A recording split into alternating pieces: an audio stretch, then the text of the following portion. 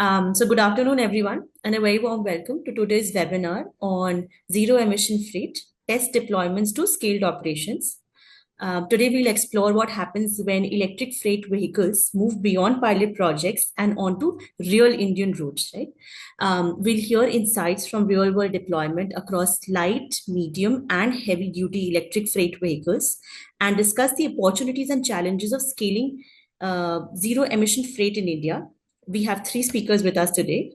First, we have Mr. Kaustav Chuke, Senior Program Manager in the Clean Air team at WRI India, who will share insights on the air quality implications of freight electrification. And he will also set the context on the pilot that WRI India did in Surat for electric trucks. Next, we have Ms. Garima Agarwal, Senior Program Manager in the Electric Mobility team at WRI India, who will take us through the Surat textile market pilot and its operational learnings. And finally, we have Mr. Kaustav Gosavi, Senior Program Manager in the Electric Mobility team at WRI India, who will present insights from freight electric pilots and what they tell us regarding scaling electrification, freight electrification in India. Hope you enjoy the session, and we encourage you all to use the Q&A tab for any questions that you have throughout the session. With that, we will get started. Over to you, team. Thanks, Vritti. Let me share my screen.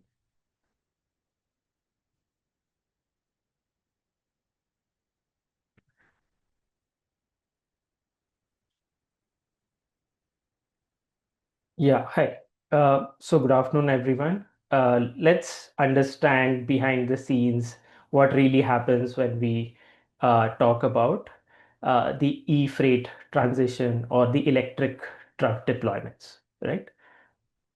What comes to your mind when you hear the word trucks? Some may say smoke, pollution, noise, congestion. And on the positive side, maybe you'll think of logistics, goods movement, livelihoods, and economic activity. Every day, the road transport in India is trying to balance these negatives and positives and keep the wheels of economy running to deliver us goods. And let's take a deep dive into their climate impact. So for breaking down the climate challenge, it comes down to understanding the causes and sources. So the energy sector that contributes to around 72% of our yearly GHG emissions. Transport is the third sector, which really, is the third largest sector that contributes to it. And within that, 90% is only from road transport. If we continue as is, the situation says that the contribution will triple by 2050, which is definitely not a good news.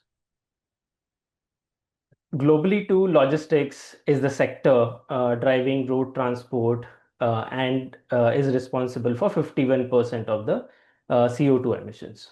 From the mitigation perspective, it is critical to see the economic impact, and trucking industry alone supports nearly 22 million jobs directly or indirectly. So while mitigating the impact, we also have to see the economic side of it. So what would be the solution to support the growth but reduce the impact on the climate as well? Electric trucks is definitely the way to go, but let's understand the emissions from the heavy vehicles that are other than CO2, right?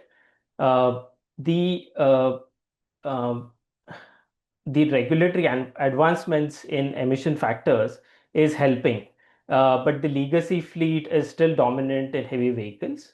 And we can see that the older emission standards were up to 10 to 20 times more lenient in terms of the emission limits, right?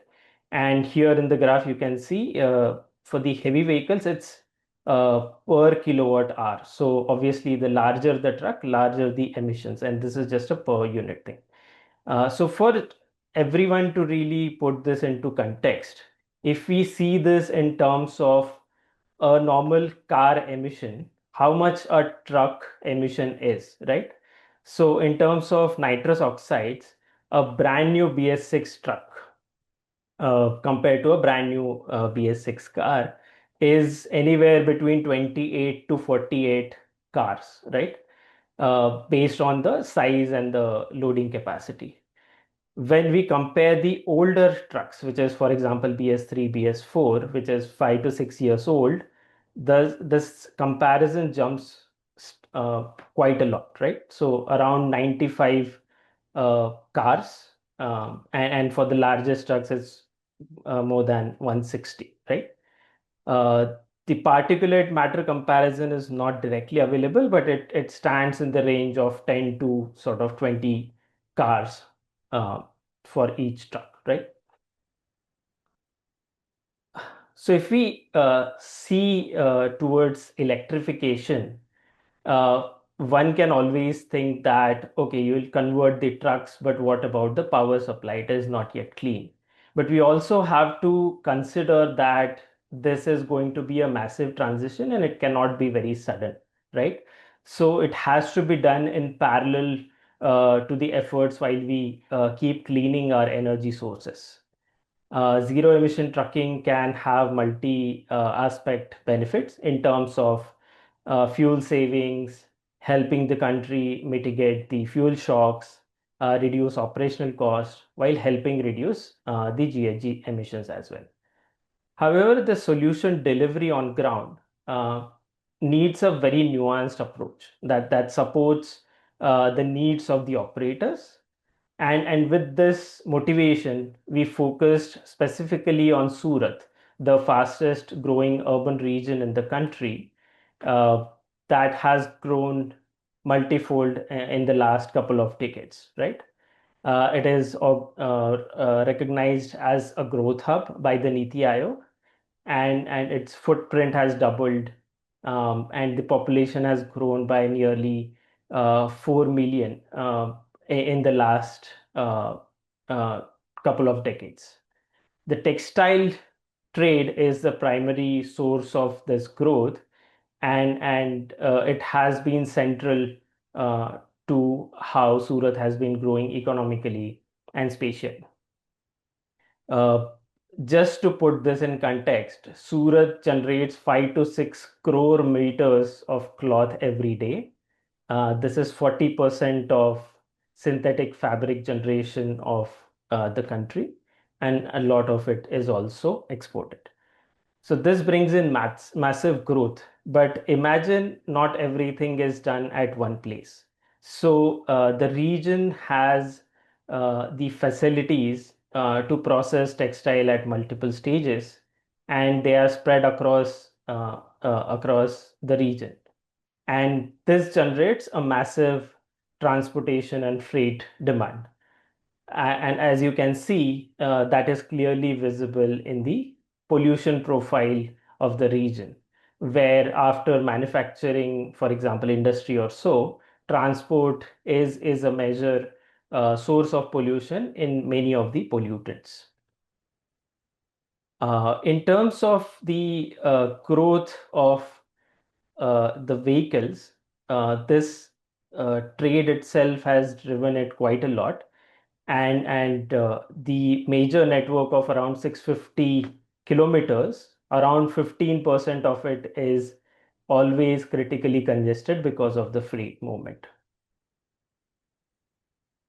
So as I mentioned, the various stages of the textile processing, there are around 8 distinct stages from raw material to finished goods being exported, and most of it happens in the city, and where it has historically been, the textile market is in the central part of the city, and that's where all of them interact. For example, when the raw material comes, it is converted, it's weaved into a cloth, which then is sort of processed for coloring and all that. Then the value addition happens, and the final product then reaches to the logistics hubs, and from where it goes outside of the city. And all this happens across nearly 250 markets. And when we say market, a single market can house as much as 3,000 to 4,000 shops. These are individual traders, right? And across Surat, there are 78,000 of these, right? Across 250 markets. So the scale of the problem is really massive. What we really found out is that uh, each of these stages have their own transport associations, and they are responsible for these movements, which sort of breaks it down into specific uh, people to really speak with. So when we say the scale, and most of the intra city movement happens with the light commercial vehicles. There are around 7,500 of these employed for the textile freight specifically, which contribute to 21,000 trips and 9 lakh kilometers traveled every day. Yearly, this contributes to 1,27,000 sort of kgs of carbon monoxide emissions and around 1,500 kgs of PM emissions. And this is getting to be a big challenge for the 9 million residents of the region. However, the region will have to grow economically to support the country. But we will have to see how really this can be done without impacting the air quality and the climate of the region. Electrification definitely is a pathway, but the challenge is still massive. And we estimated that what sort of electrification is required to really achieve a reduction in emissions from the transport sector. And you can see even at 50% electrification, the scenario is going to be really as it is today. So with this, we really went ahead and tried to understand the challenges that everyone has. And I will invite Garima Agarwal to really take us into take a deep dive into this so that we can understand how this came to be. Thank you. Thanks, Costa. Hi, everyone. As we saw in the previous section, that electric freight vehicles have immense potential to reduce the air emissions. However, air emission reduction is alone not capable of leading to adoption of vehicles. For a transport operator, the most important question is the commercial and the financial viability of the vehicle. And that's exactly what we try to understand through our Surat pilot. Before starting the pilot, we connected with transport operators to largely understand three things. What are their challenges with ICE vehicles? What are their expectations with electric vehicles? And what concerns do they have?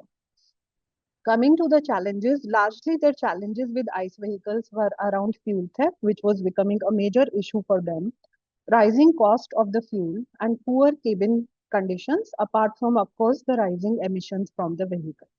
Their expectations from electric trucks were largely operational and financial. They wanted to understand, will I be able to earn the equivalent amount of revenue?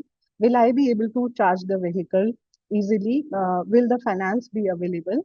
And will the vehicle, most importantly, will the vehicle be able to carry the current load that my vehicles carry? So as you can see in the image, overloading of the vehicles is quite prevalent in Surat textile market. Next slide, please. So we connected with the traders to understand their current load expectations and their duty cycles. And based on these requirements, we connected with about 6+ OEMs, and we shortlisted 2 vehicles which were best suited for the current requirements of the market. And based on the data we collected from operators and OEM specifications, we did a quick feasibility analysis of these vehicles before launching the pilot. Next slide, please. After the basic feasibility analysis, we launched a 10-day ELCV trial in Surat. I want to no, go back to the previous slide. Yeah, I want to highlight that this was not a OEM-led demonstration. During the pilot, this 10-day trial, the vehicles were driven by operators from the market on their regular trade routes. And every day, the vehicle was driven by different drivers, exposing the vehicles to worst possible operating conditions and also expose the vehicles to different driving styles. One interesting observation here was that the vehicles were easily able to navigate through the very congested routes that the Surat textile market has, as well as they're very easily able to climb the ramps and bridges, which many operators doubted when we connected with them for the survey. Next slide. Apart from, as I said, for the traders, the most important thing is how viable are the vehicles operationally and how viable are the vehicles commercially. Coming to the operational viability part of it, I'm talking here about the Switch Mobility IE4, which is a four-wheeler. The vehicle was easily able to match the duty cycle expectation of the market as well as carry the commercially viable load that their existing vehicles carry, as you can see in the numbers. Coming to the economic viability of the vehicles, which is the most important decision factor for the traders. While the vehicles have higher upfront cost, which is significantly higher, I must say, the operating cost of the vehicles was reduced substantially. The fuel cost alone had a 82% reduction.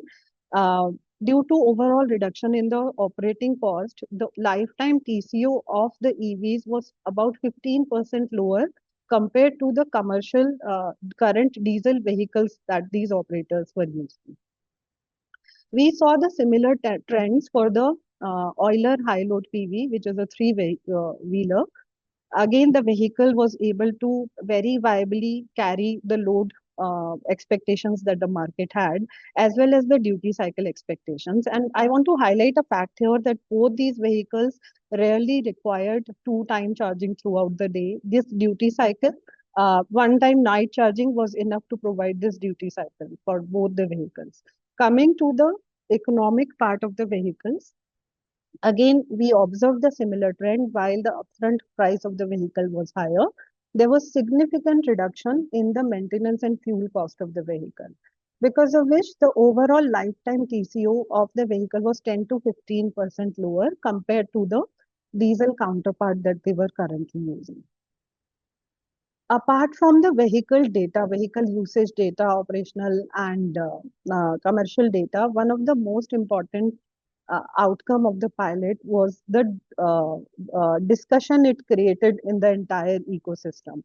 So after the 10-day pilot was over, we conducted a capacity building workshop and a panel discussion where we invited all the major ecosystem players, including banks, OEMs, the Textile Association members, transporters, operators, Surat Municipal Corporation, and industry associations. So some of the important outcomes were recommendations. For example, FOSTA, which is the industry association, suggested that the parking charges should be reduced by 25% for EVs. And SMC Surat Municipal Corporation, they committed to building robust charging infrastructure throughout Surat and particularly for Surat textile industry. Moving on to the next slide. After the panel discussion, we conducted a capacity building workshop. Throughout the 10-day trial period, we actually realized that none of the drivers had driven a EV electric vehicle before, and they had a lot of questions around how do EVs operate, how the battery should be maintained, what are the charging best practices, how frequently battery needs to be changed. And to address all these questions and to give hands-on experience to the drivers, we invited OEMs and driver operators to a live capacity building workshop where these drivers were provided hands-on experience and OEMs uh, gave complete technical specifications about their vehicles and they resolved all the doubts and questions that these operators had around electric vehicles. The workshop was attended can we go back to the previous slide? The workshop was attended by 30 plus drivers in person and also as well as viewed by 14,000 plus community members online. Yeah, moving to the next slide. I think one of the most innovative outcome of this pilot was the low cost finance and the cluster finance approach that we could take. So finance was one of the major roadblocks that was highlighted by the traders and drivers. And when we connected with a lot of banks and NBFCs, we saw limited interest in them for providing low cost finance for EVs. However, we connected with local cooperative banks, and because they already operated in the market, they knew associations, they knew a lot of drivers. Because of that trust infrastructure, they were ready to provide the loan at the rate of interest ranging from 7.5% to 11.5%. And they launched two financing schemes then and there in the capacity building workshop. So the images that you see in the left are the schemes that were launched during the workshop. The images that you see in the right are the recent advertisements that we saw these banks doing. So you can observe the two images. Actually, the rate of interest for ICE vehicles is higher than what they are offering on EVs. And one interesting thing is that not just electric trucks, they have now extended the loan to all EV categories. And I would highlight here that Surat textile market accounts for 40% of the commercial vehicles, around 40% of the commercial vehicles operating in the market. So essentially, this capacity building workshop and which was joined and the two schemes were launched now is catering to at least 40% of the vehicles of the finance requirement of the industry. Some of the major learnings that came from Surat pilot is one, we all know that the charging infrastructure needs building. We need to develop charging infrastructure at logistics hubs, and we need to expand the local after sales service to provide trained technicians for these vehicles. Apart from this physical infrastructure, one important learning for us was that there is a need to build confidence and trust infrastructure in the industry. The cluster financing approach that was one of the outcomes of this initiative is a classic example of that. That cluster financing approach could be built because there was already a lot of trust between financiers and associations in the market. Similarly, doing capacity building workshops, providing training to the driver operators is very important. Most of them had never driven EV before. That's why sharing, like providing them hands-on experience, sharing real life data with them, and also peer learning is very important. So, very interesting thing that we observed during the workshop is that these people actually learn a lot from each other. A lot of traders said, I will buy the vehicle if this particular person buys the vehicle. So there is a lot of initial resistance, but after that initial adoption resistance is crossed, the adoption is expected, the further adoption is expected to be very quick. Similarly, it was very beneficial for us to bring multiple stakeholders coming together and collaborating for these initiative, right from industry associations to city administration. Last but not the least, I think a very important point is curbing overloading of the vehicles. So current operating and financing numbers, the financing viability numbers that you saw was with the overloading. But if we strengthen enforcement against illegal overloading, then EVs would make a lot of more sense commercially compared to ICE vehicles. So these were some of the learnings from Surat e-trial of LCVs. Now we will zoom out to Surat and we will see how the pilots are doing all over India and also the trends in the upscaling of the e-trucks in general. Handing over to Kaustubh for the next section.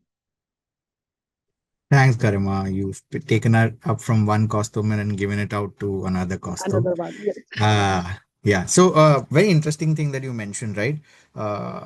Where the one person was saying that if one trader buys it, I'll buy it.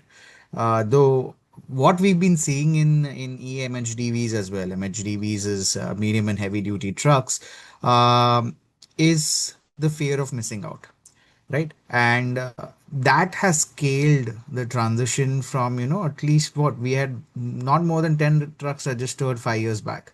And we are reaching around 1800, 1900 registrations and hoping to cross 2000 in the next couple of months.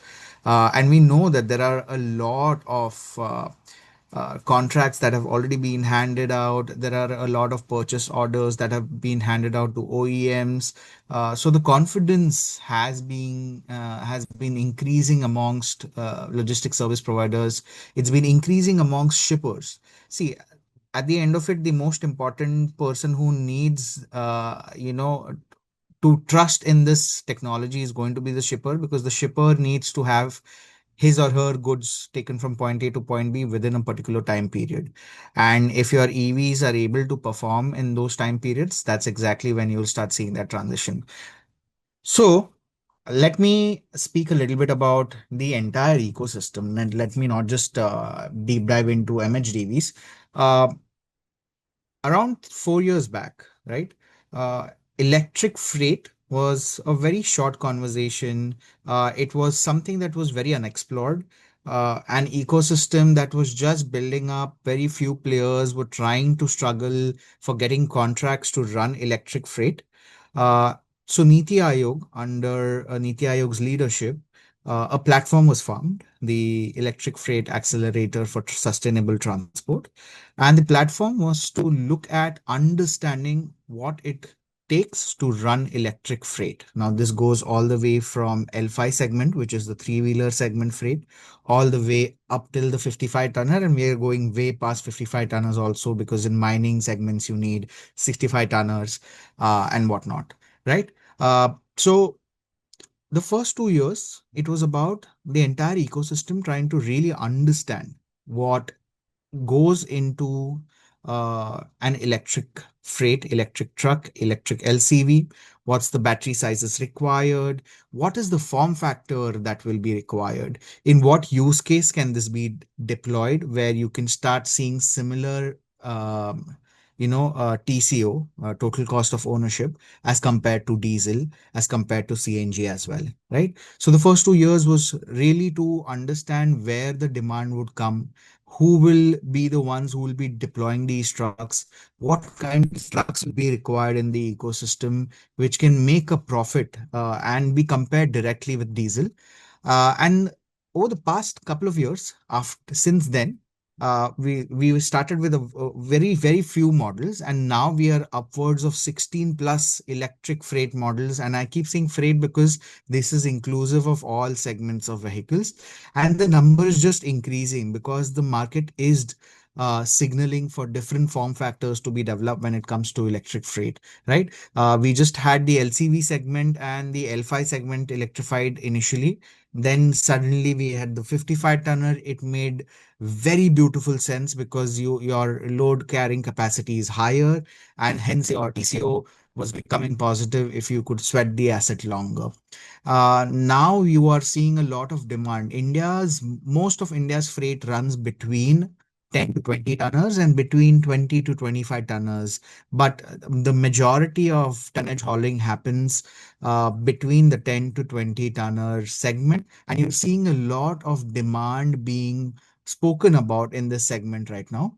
While there are only a couple of OEMs who have started deploying trucks in this segment, there are still challenges with this segment. However, with the 55 tonner, like I said earlier, it is a use case that has been able to get better TCOs than diesel trucks. Uh, if you're able to utilize these trucks upwards of 10,000 kilometers in a month, right? So with that, what I want to now zoom out, actually come to the present, is what is happening in the current ecosystem. We have heard of many contracts. 50 is just a number. I think it's crossing 50 because it's hard for us to keep a track of the number of contracts that have been putting out in the ecosystem. So it's 50 plus contracts that have gone out for different use cases: cement, steel, FMCG, and these are all 55 tonners, these are all 35 tonner tippers. This is between the 12 and 14 tonners and the 19 tonners as well, where people have started getting a lot of contracts. Of this contracts, we've been able to track 33 deployed contracts, and we know that 17 more are planned, and we are actively tracking more contracts, more vehicles that are getting deployed. So as of now, we are able to see an outlook of 983 vehicles, of which we've seen the deployment actually happen for the 272 vehicles. And we're hoping that around 712 vehicles get deployed in the next couple of months. Though this number does not align with the initial number that I said, which was around 1800 plus, that's because just we are able to track with our partners across the ecosystem around 1,000 to 1,200 vehicles only. And as I speak, we're updating this ecosystem. So this is a very interesting map. If you see, most of the pilots are happening on the left hand side of the Indian map, which is the western side of India, mostly on the golden quadrilateral. Again, if you see, it's Delhi. From Delhi, it goes to Rajasthan. Rajasthan, you can see into Gujarat. Within Gujarat, between Mundra port into again Ahmedabad. From Ahmedabad, it goes down to Bombay. There is a couple of pilots that run from Bombay till Bangalore. A few pilots that are happening in between Bangalore and Chennai, and these highways are increasing by the day. There is demand, there is interest that has been shown on a daily basis by different OEMs, different LSPs, and more importantly, many shippers, because shippers run goods all across the country, and every day their only question is which are the routes that we are able to deploy right away if the infrastructure is available, right? One important thing that I would like you all to note here is a good chunk, around 60 to 70% of the deployments that are happening in a captive environment. What I mean by captive environment is the point A and point B are well defined, and it's a fixed route with fixed operations, defined operations, and hence the charging infrastructure is between the point A and is at point A and point B within the plants itself. And if required, there is an opportunity charging that is set up in between the route. When we want the entire ecosystem, Smriti, we can stay in the previous slide itself. When we want the entire ecosystem, we are talking about 30% penetration, 30% electrification by 2030. As per India's target. And when we're talking about such numbers, we'll have to start looking at a hub and spoke model, where hubs are these logistics park or places where trucks usually park, and the spokes are the highways which start getting electrified preemptively, or we start understanding where the demand actually exists for us to start preemptively planning for deploying infrastructure on these spokes in partnership with various discoms across India. It is a effort that needs to be done in partnership between the industry and the government, because transitioning freight is not as simple as just switching to electric. It requires a lot of planning in terms of how the operations would work, how to optimize the operation so as your vehicles are able to run upwards of the 10,000 kilometers, and be able to actually start getting a better TCO than diesel. So that's a little bit of context I wanted to give you out of this map. Can we go to the next slide? Yes. So most of the deployments have been happening in the steel, in the cement space as of now. In the last couple of years, actually in the last 1 year, ports have had a major push when it comes to deployments, and that is because of the introduction of battery swapping into the ecosystem. We have two new OEMs who have introduced battery swapping, which has been helpful for the port operations because they run 24 hours, and the turnaround time, the TAT for them is of utmost importance, because the ships need to be taken off the docks as quickly as possible. And hence, for them, battery swapping has been making absolutely beautiful sense, because within 5 minutes, 7 minutes, these trucks can be put on back to the roads.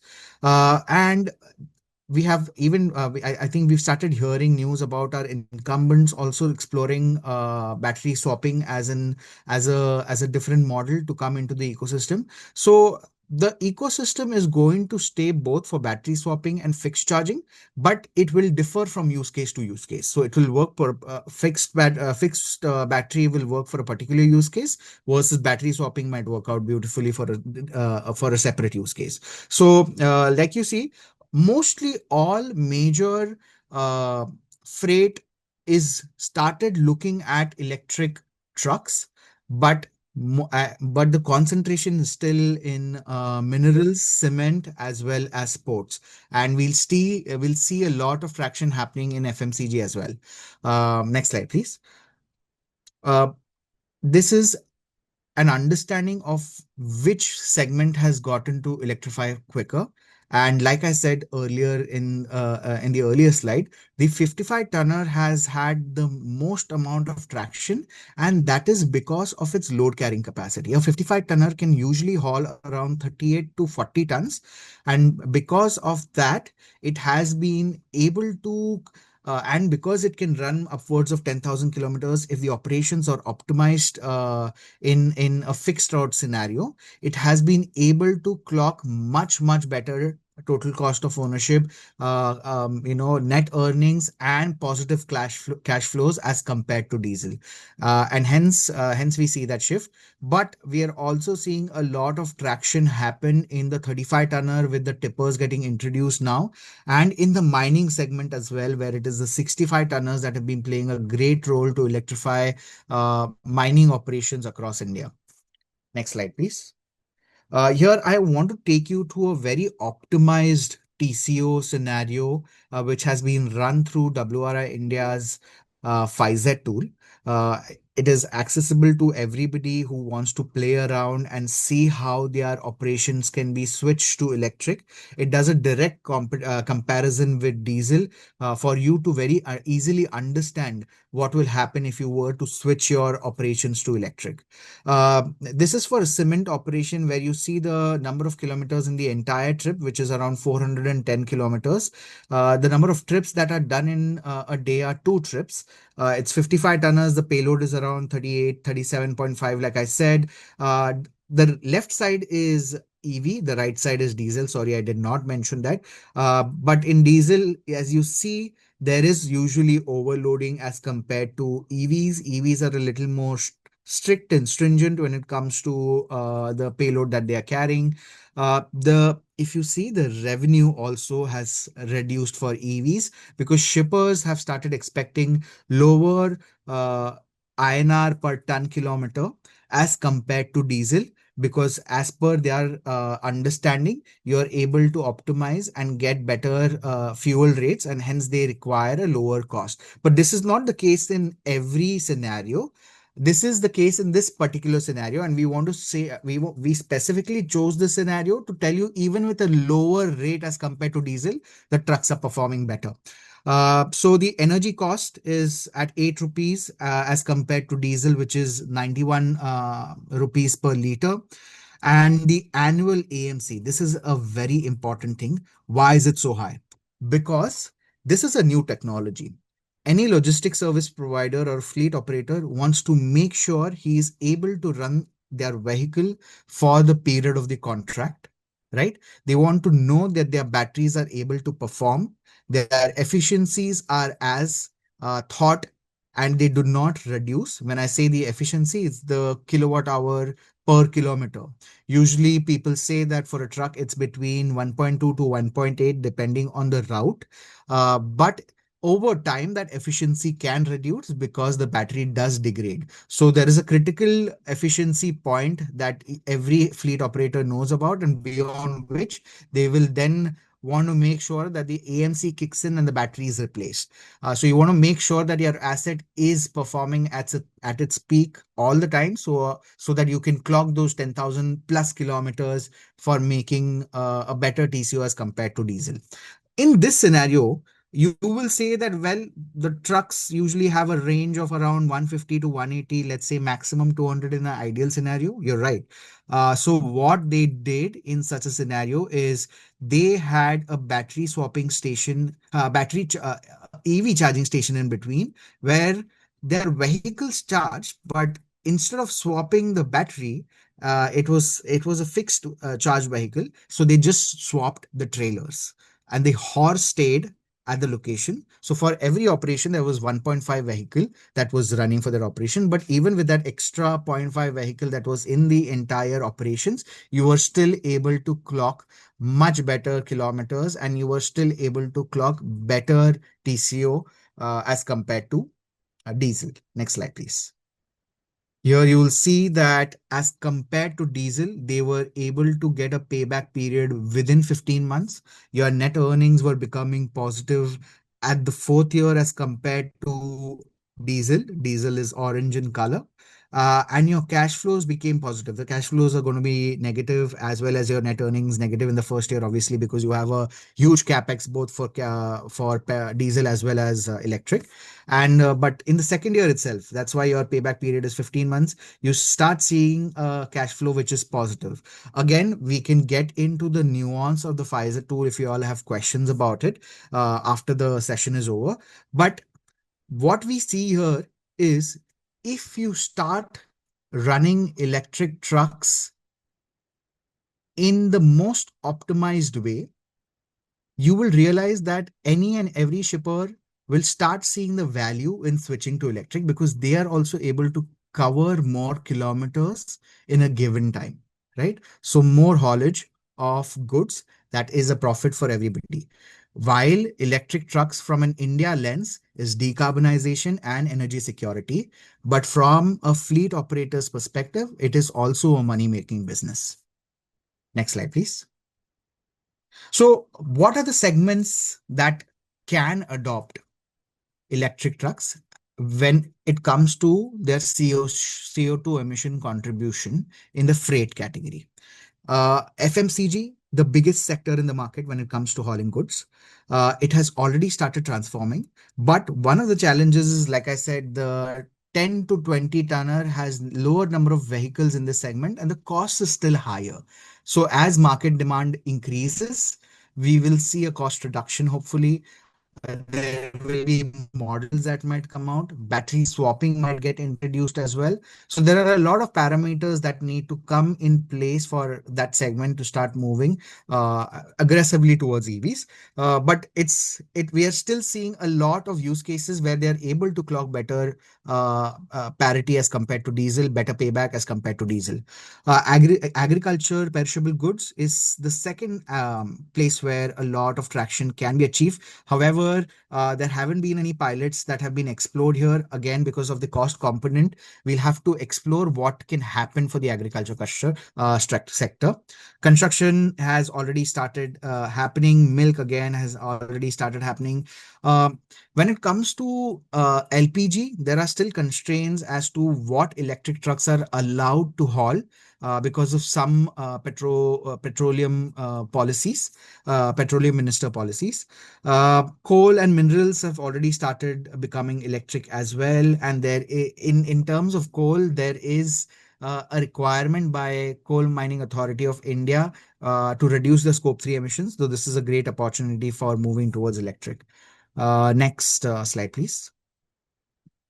So what we did over the past, so the first of electric e-fast India, right? We were trying to understand the common language that we were talking about.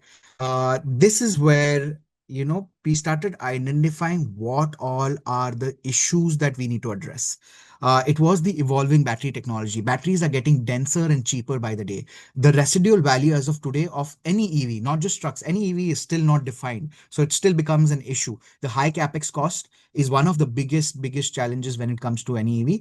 And that will only get solved with economies of scale or aggregation model like we did in buses, right? The limited range, which is again related to the battery technology. So we started looking at the left side where we were tracking the challenges. We started looking at what are the mitigation strategies and who would be the exercising stakeholders, which is why we had the platform incorporate all different stakeholders that could be.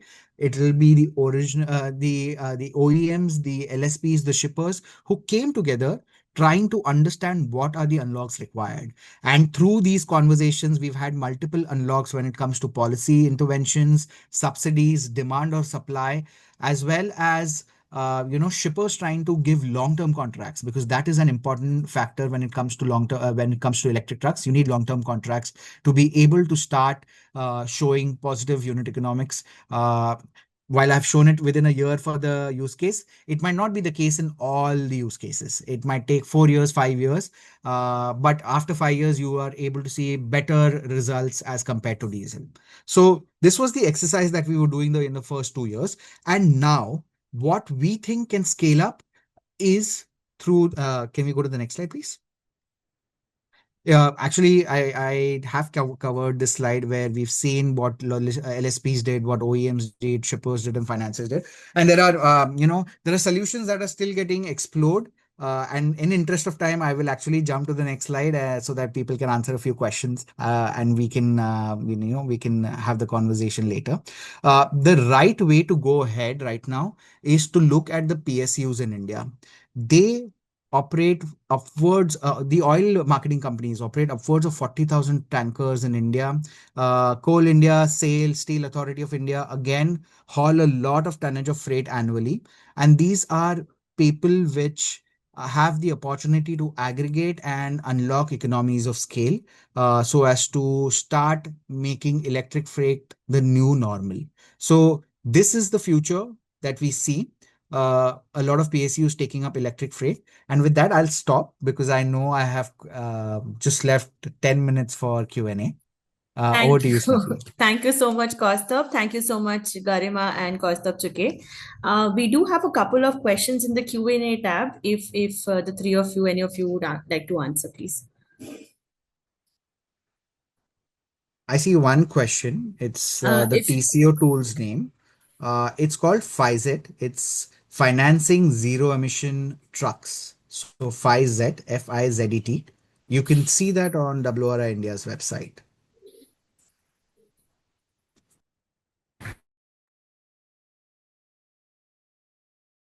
There's a question around, if I'll you answer could that. just look at those also. Yeah, Do, go ahead, Garima. do operators look more at upfront cost or lifetime operating cost while making purchase decisions? So, what does it say from the Surat experience? So, for small and medium operators, upfront cost and also the cost of financing would always be a major concern.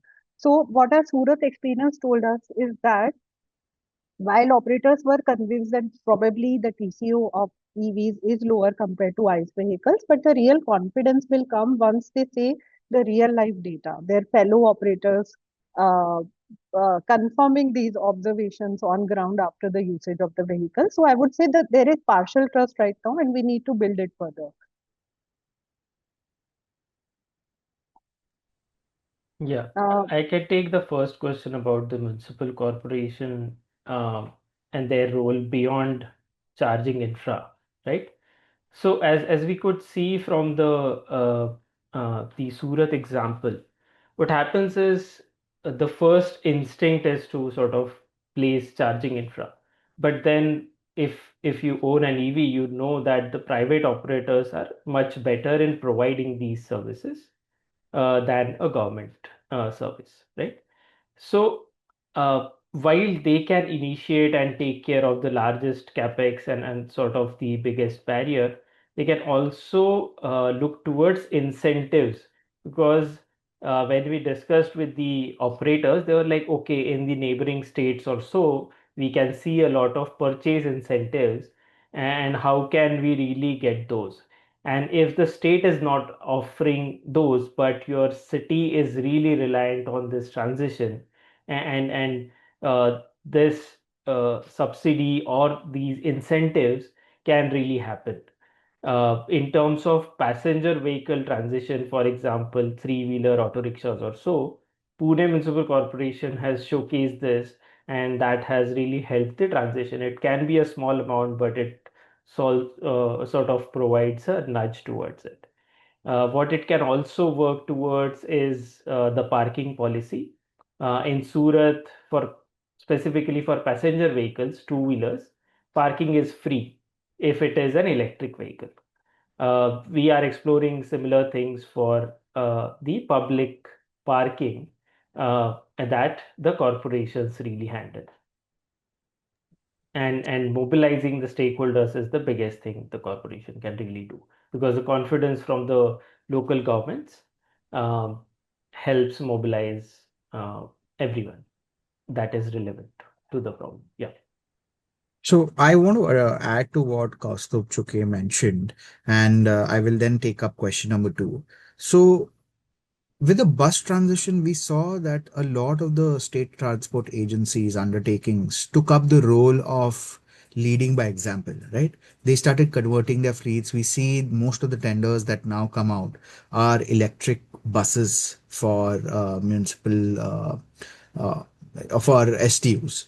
I think it's time for municipal corporations to also start looking at their truck fleet, right? Their LCV segment to their truck segment, because for garbage collection we have those door-to-door garbage collection vehicles, as well as the compressors, the large compactors that come in the area, and these vehicles are a good starter for even people to start looking at, to understand the TCOs of these vehicles better, because they have, again, in operations for the cities, the operations are fixed, they are planned. So operating these vehicles for city use probably can give us better TCO as compared to diesel. That's one of the things. Second thing is, if you make policies which are going to move people towards electric, right? The Delhi EV policy is one of them, which was very, very good, where people have started.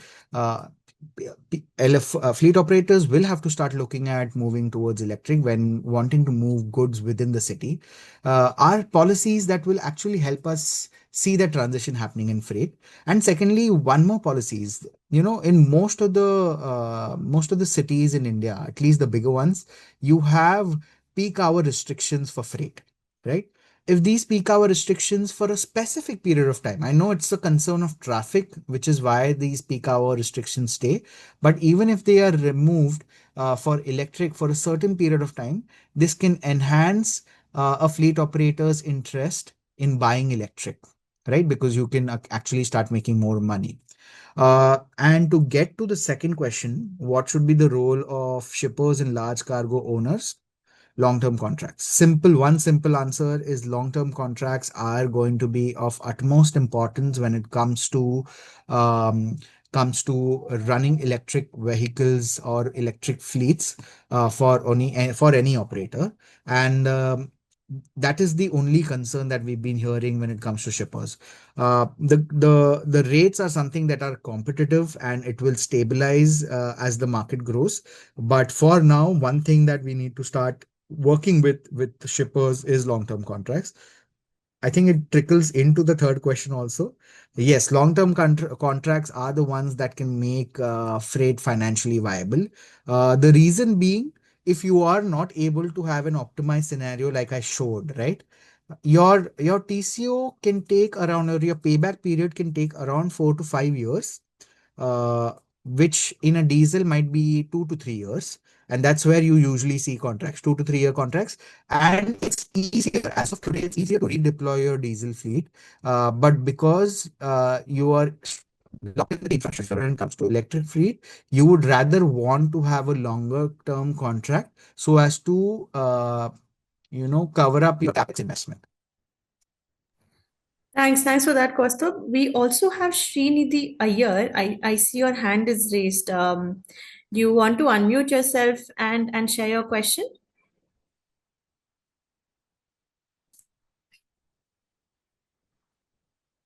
Srinidhi, you want to unmute yourself?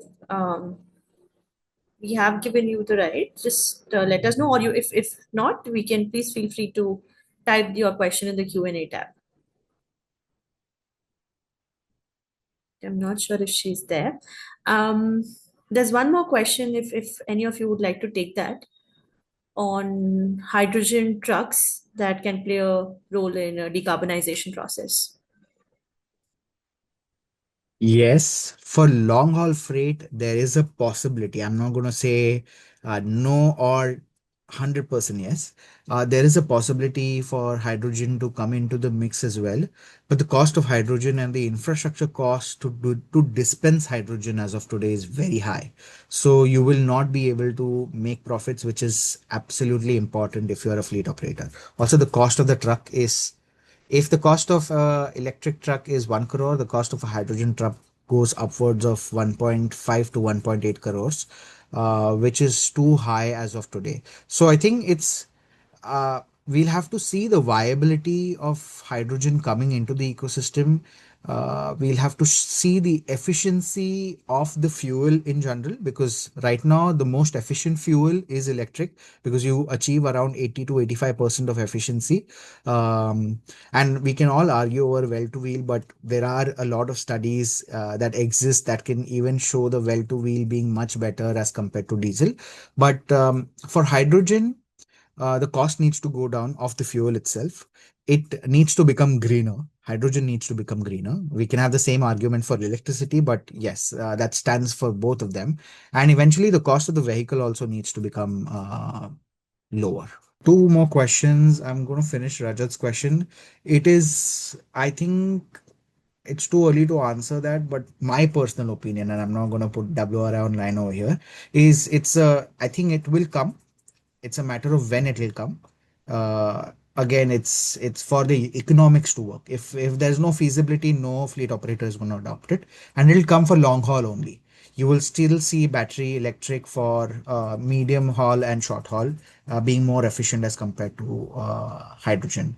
To your next question, yes, tier 2 cities or cities like Surat can it's much more easier for them to adapt freight decarbonization.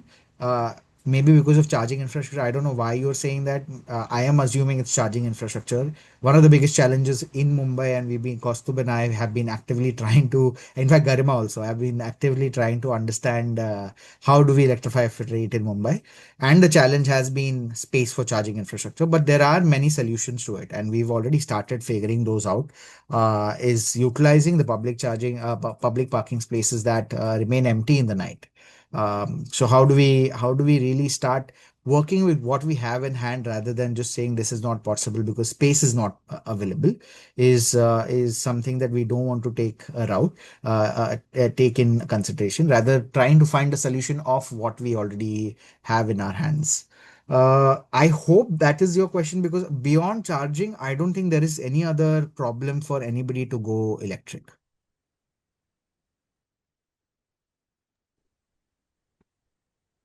I also want to add here that rather than being city specific, adoption of electric trucks depends more on the use case or the cluster or the particular case that we are targeting. That's more important rather than focusing on the city here. Absolutely agree with Garima. Great, and with that, we are on time. So I don't see any other questions in the Q&A tab. So thank you so much, speakers. Thank you so much, participants, for joining us. And before we close, I'd just like to mention that this webinar has been part of WRI India series on transport learning, where we host sessions on sustainable transport in every 2 weeks. And our next session will be on electric buses. So hope to see some of you, if not all, in the next session as well. Thank you once again and have a great day. Thank you so much, everyone. Thank you all. Thank Thank you. you. Thank you so much. Thanks, everyone.